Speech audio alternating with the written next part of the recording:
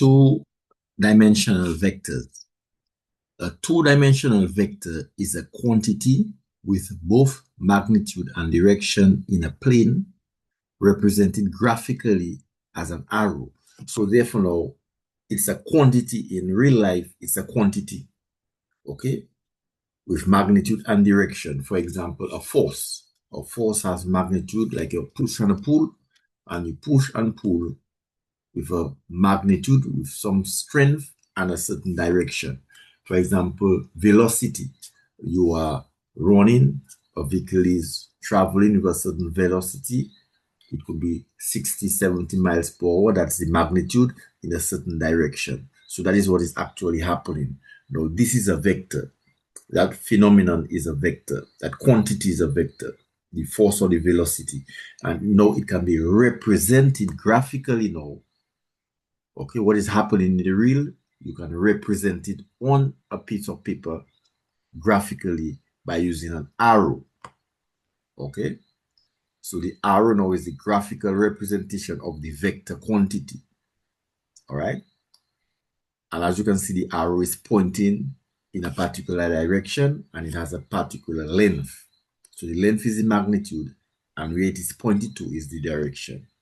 So the starting point of the arrow is where the object, animal or person begins to move.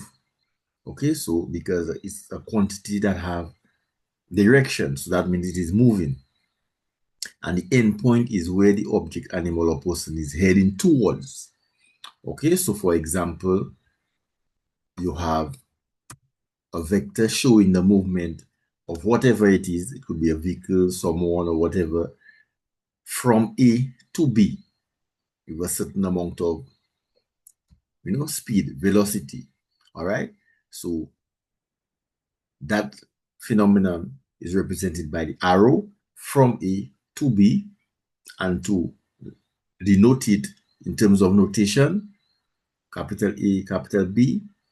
A comes first because it's from A, that's where you're starting, to B, and then on top of there, there's supposed to be an arrow, but on top there should be an arrow. Oh, I can put it. Let me put it.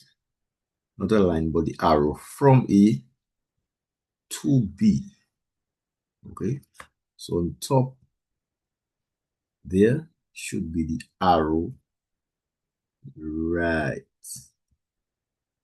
Let me make this a little bigger.